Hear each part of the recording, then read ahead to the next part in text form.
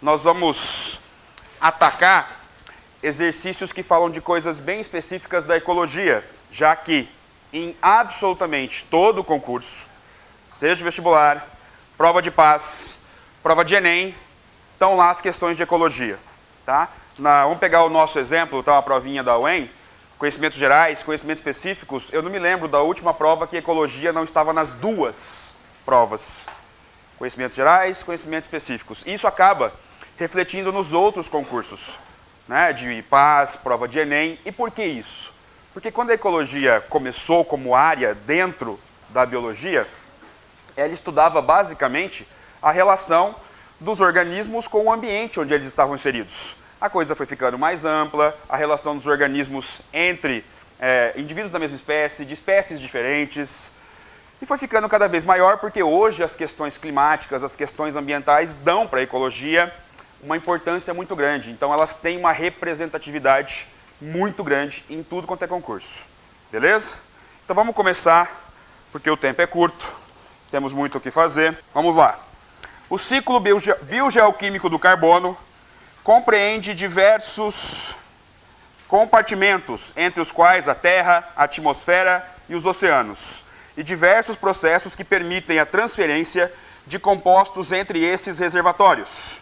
Os estoques de carbono, armazenados na forma de recursos não renováveis, por exemplo, o petróleo, são limitados, sendo de grande relevância que se perceba a importância da substituição de combustíveis fósseis por combustíveis de fontes renováveis.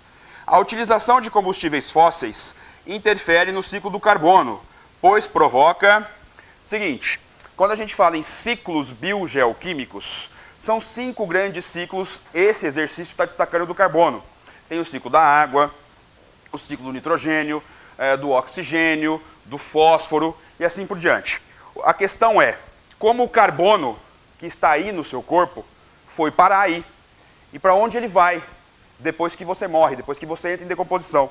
Quando não está no seu corpo, onde o carbono está no planeta, circulando? Ele não vai para o espaço, não vai para lugar nenhum. Ele está aqui no planeta, ora no organismo, ora em um ambiente. Então esse é o ciclo do carbono. E a questão fala que a utilização de combustíveis fósseis acaba interferindo no ciclo do carbono. Então quando a gente falar em ciclo do carbono, o que a gente tem que destacar? Vou desenhar um tiozinho aqui, uma arvorezinha aqui e uma pequena indústria aqui que utilize combustíveis fósseis. Como é que nós, animais, utilizamos o carbono? Quanto o carbono é importante na nossa vida? Tudo bem, o carbono faz parte da nossa estrutura química. Todos os compostos orgânicos estão lá, o carbono, montando longas cadeias carbônicas em todas as suas proteínas. Nos seus carboidratos, no seu glicogênio, por exemplo, nas suas moléculas de gordura, está lá o carbono. Mas quando você realiza o processo de respiração celular, você utiliza o oxigênio junto com o carboidrato para fazer energia, para fazer o seu ATP. E você lança à atmosfera CO2. Está aqui o carbono, correto? E as plantas, elas fazem a tal da fotossíntese. E quando elas fazem fotossíntese, elas utilizam CO2 junto com a água que elas captam do solo, tudo isso mediante energia luminosa para poder realizar o processo de fotossíntese. E no processo de fotossíntese, oxigênio é lançado à atmosfera, oxigênio esse que os animais podem utilizar na sua respiração. Então você tem oxigênio, tem carbono, tanto na respiração quanto na fotossíntese. Onde é que entram aqui os combustíveis fósseis? Onde entra o carbono nessa questão de combustíveis fósseis? Toda vez que uma indústria utiliza combustíveis fósseis, por exemplo, usa óleo que foi feito à base de petróleo, sei lá, utiliza carvão, também um combustível fóssil, ou que não seja um combustível fóssil, que utilize diretamente madeira para fazer as suas caldeiras aqui funcionarem? O carbono, que estaria preso na constituição química da madeira, o carbono, que estaria aqui, ó, bem abaixo do solo, na composição química do carvão, o carbono, que estaria bem abaixo do solo, na composição química do petróleo, tudo isso é lançado para a atmosfera. O monóxido de carbono, o dióxido de carbono, né? Quando se falam hoje em efeito estufa, o efeito estufa não é um vilão. Nunca foi. Não fosse ele, efeito estufa, aquela camada de gases da nossa atmosfera que segura calor que nós devolvemos, lançamos à atmosfera, a temperatura média do planeta seria negativa. O planeta seria uma bolinha de gelo. Somando a energia que nós absorvemos, energia luminosa que chega junto à luz do Sol, mais a parcela de calor que fica presa na nossa atmosfera, aí sim a temperatura média de 16, 17 graus. Só que com esse monte de gases estufa e o carbono no meio, no monóxido, dióxido de carbono, o gás metano também, o CH4, essa camada de gases tem ficado cada vez mais espessa, retendo mais calor e sim, interferindo em todo o ciclo do carbono.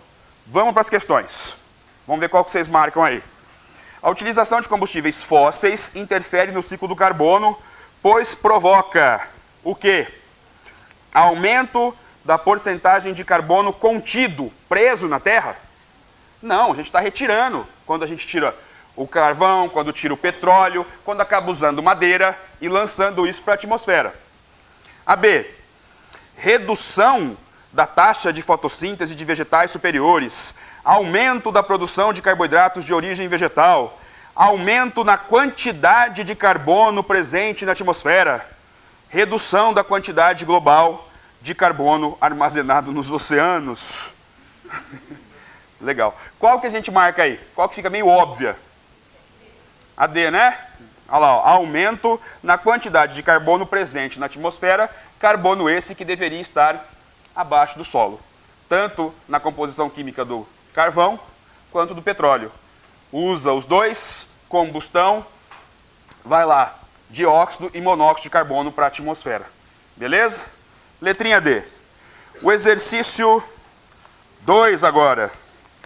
No ano de 2000, um vazamento de dutos de óleo na Baía de Guanabara, no Rio de Janeiro, causou um dos maiores acidentes ambientais do Brasil. Além de afetar a fauna e a flora, o acidente abalou o equilíbrio da cadeia alimentar de toda a Bahia. O petróleo forma uma película na superfície da água, o que prejudica as trocas gasosas da atmosfera com água e desfavorece a realização de fotossíntese pelas algas, que estão na base da cadeia alimentar hídrica.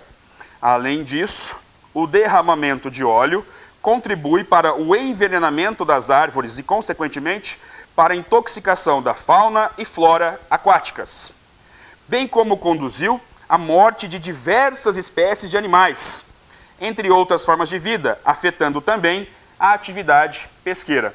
Então você vê aqui que o exercício enunciado, antes de você olhar as questões, de maneira bem clara, deixa para você que o derramamento de óleo interfere em tudo quanto é ecossistema. Eles estão interligados.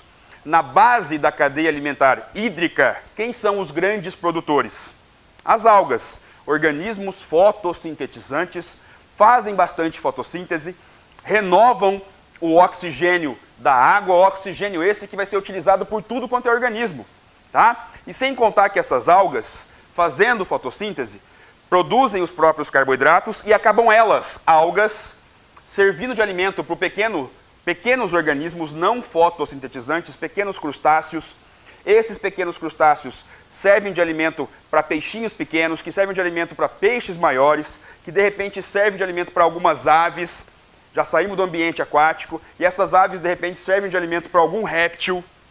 E ó, a sequência de eventos que você vai interferir se você derrama óleo na superfície da água. E é bem na superfície da água que se concentra grande quantidade dessas algas, porque elas precisam de luz para fazer fotossíntese. Você não vai ter um monte dessas algas 300 metros abaixo do oceano. A luz não vai chegar até lá. Na superfície elas se concentram e é exatamente onde fica o óleo concentrado quando tem um derramamento de óleo. Se você pegar um copinho com água, colocar óleo, misturar e deixar em repouso, para onde vai o óleo? Para a superfície, não é? É exatamente onde vai ficar o óleo numa questão de derramamento. Beleza? Vamos para as questões, para as respostas. A situação exposta no texto e suas implicações, letrinha A, indicam a independência da espécie humana. Quer dizer, está todo mundo morrendo lá. Dane-se. Não preciso.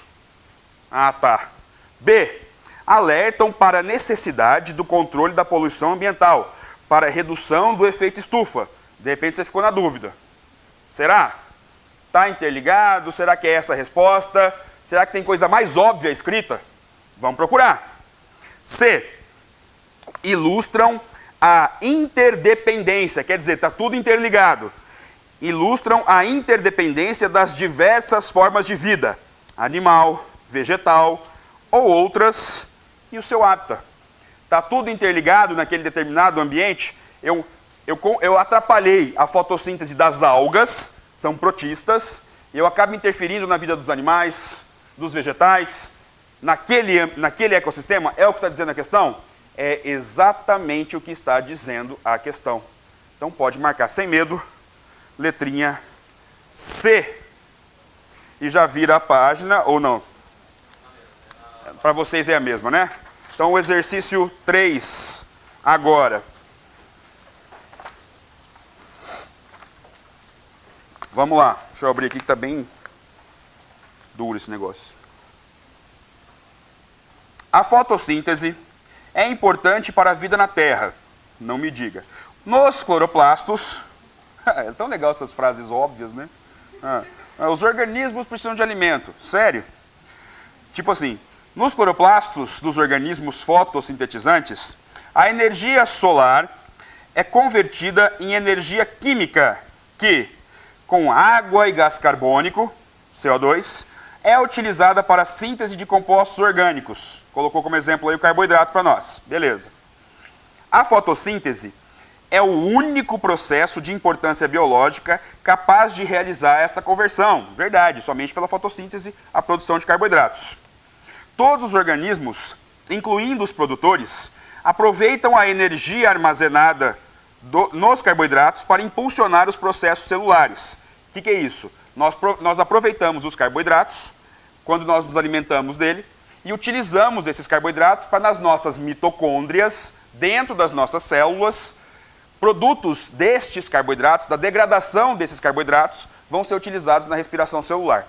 Tá? O nosso principal carboidrato na nossa dieta alimentar é o amido, é um polissacarídeo.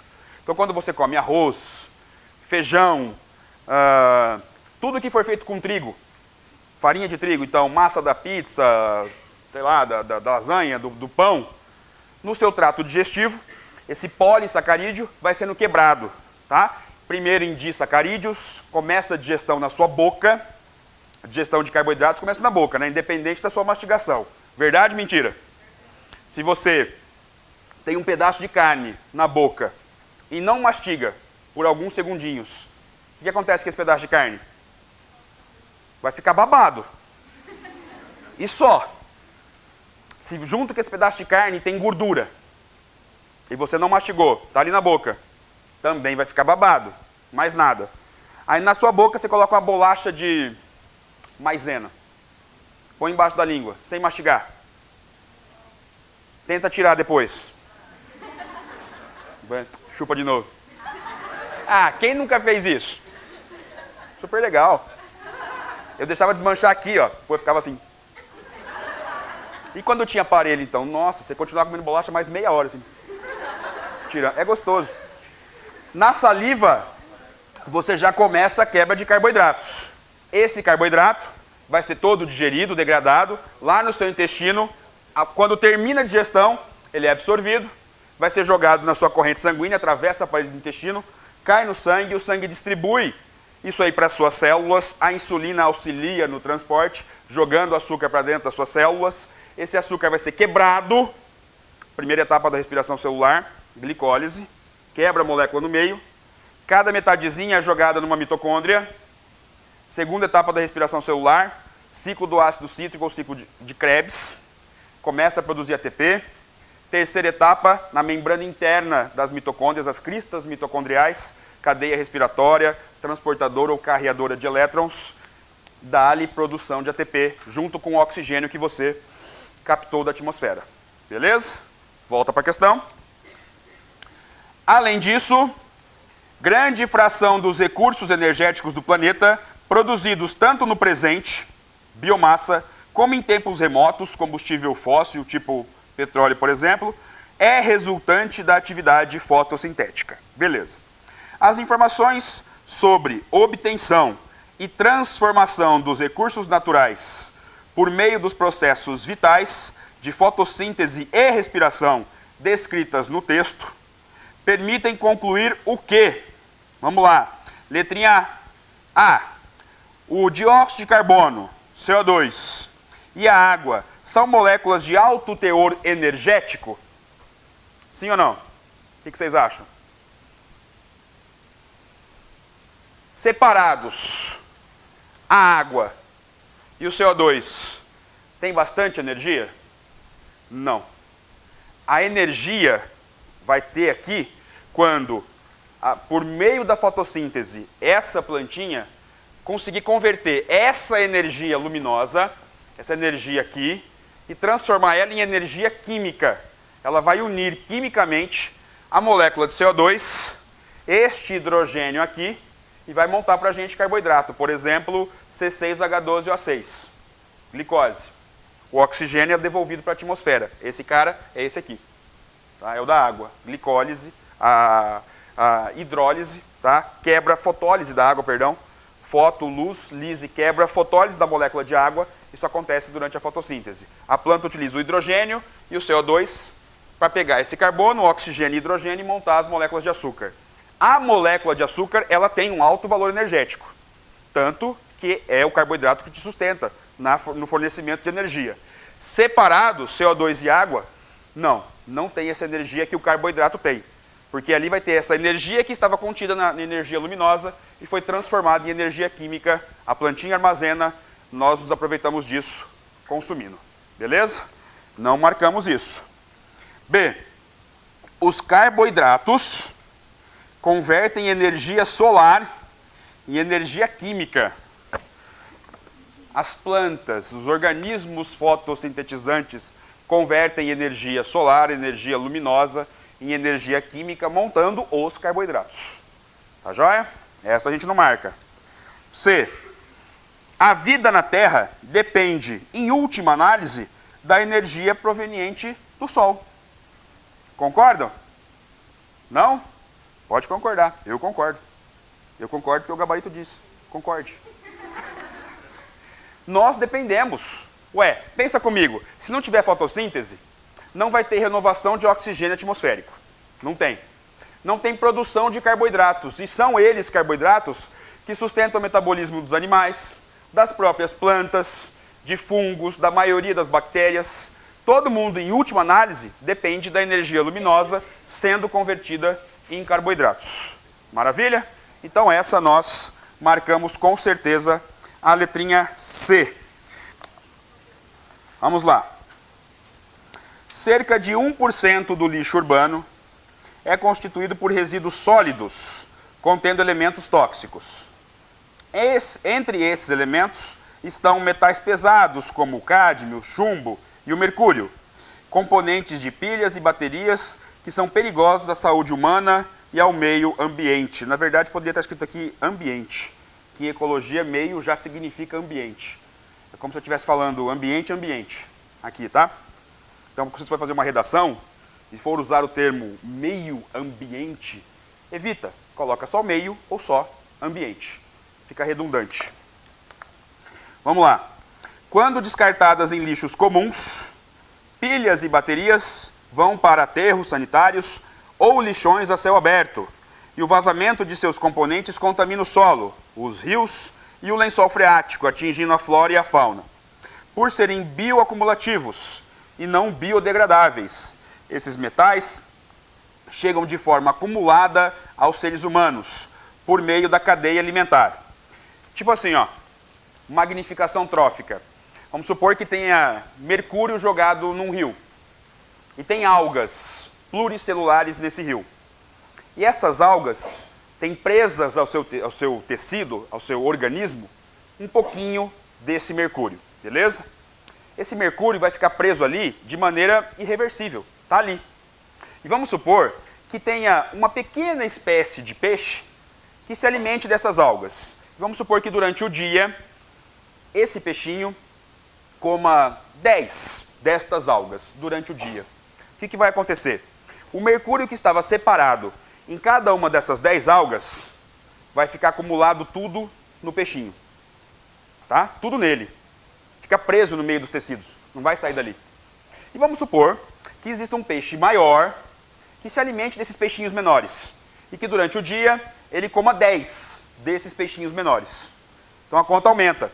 O que tinha de mercúrio em 10 algas que foi parar em um peixinho, como esse peixe maior comeu 10, ele tem o mercúrio de 10 peixes pequenos e cada um dos 10 peixes comeu 10 algas. Aí você pescou esse peixe.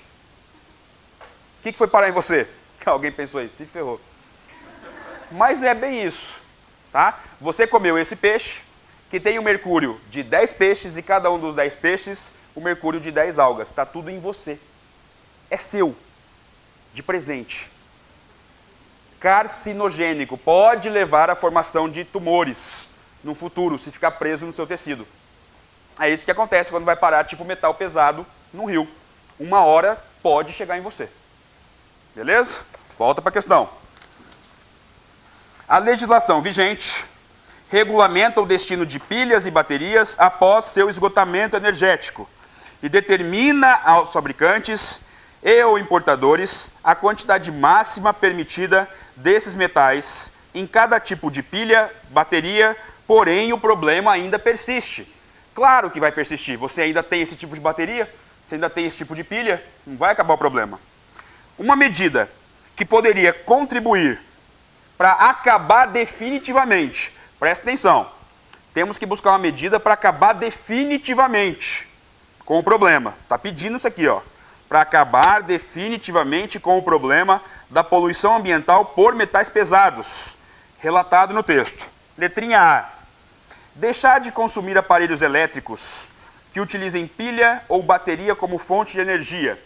Isso resolveria, em definitivo, o problema? De uma vez por todas? Sim ou não? Significa que vai parar de existir aparelhos que utilizem isso? Não. Não vai resolver o problema em definitivo. Ajudaria. B. Usar apenas pilhas ou baterias recarregáveis e de vida útil longa. Ó, a vida útil é longa, não significa que é eterna. Então, por aí eu já vejo que não vai resolver de vez. Letrinha C. Devolver pilhas e baterias após o esgotamento da energia armazenada à rede de assistência técnica especializada para repasse a fabricantes e ou importadores. Continuamos tendo a existência dessa bagaça.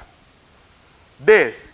Criar nas cidades, especialmente naquelas com mais de 100 mil habitantes, então se for menor que isso, dane-se, pontos estratégicos de coleta de baterias e pilhas, para posterior repasse a fabricantes e ou importadores. Ainda não. E exigir, ó, exigir, não é pedir, solicitar, é exigir. Faz, senão não compro mais essa bagaça. Exigir que fabricantes invistam em pesquisa para a substituição desses metais tóxicos por substâncias menos nocivas ao homem e ao ambiente e que não sejam bioacumulativas. Quer ver como a coisa funciona? Tempos atrás, 20, 30 anos atrás, não se falava tanto, ou praticamente não se falava, na mídia, no problema do aquecimento global. Qual que era o problema climático jogado na televisão, no jornal, diariamente? Os buracos na camada de ozônio. Todo mundo vai morrer de câncer, porque com esses buracos na camada de ozônio, o ultravioleta passa sem ser filtrado, bate na sua pele, causa mutações, índices de câncer cada vez maiores, nós não vamos sobreviver. E os caras descobriram o que estava causando esse aumento, esses buracos na camada de ozônio. Na nossa tecnologia, na época, nós usávamos os chamados gases CFC, os clorofluorcarbono, para manter a refrigeração nos nossos freezers, nas geladeiras. Então, toda vez que alguém abrisse o seu freezer, liberava um CFC para a atmosfera. Beleza? E, na época, surgiu a tecnologia dos desodorantes jato seco. Porque, antigamente, hoje ainda você acha, numa farmácia ou outra, no mercado ou outro, aqueles desodorantes que é aquela embalagem de plástico molinho, que você aperta, sai aquele jato d'água, depois tem que passar toalha para se enxugar. Verdade. Tinha um bem famoso, que era o Avanço. Eu lembro do comercial até hoje. Aparecia um cara na televisão assim, use Avanço, que elas avançam. Esse era o comercial. E a mulherada avançava mesmo, avançava, para bater no cara. Para de usar esse negócio, pelo amor de Deus. Aí surgiram os desodorantes de jato seco, aqueles com embalagenzinha de alumínio. Você passava o desodorante e ficava sequinho. Só que esses desodorantes, na época, também usavam os CFCs. Um CFC, por exemplo, o cloro. Quando ele chega na camada de ozônio, na alta atmosfera, e encontra o ozônio, O3, ele rouba um oxigênio do ozônio. O ozônio deixa de ser O3, vira O2. E passa ele, cloro, a ser um óxido de cloro.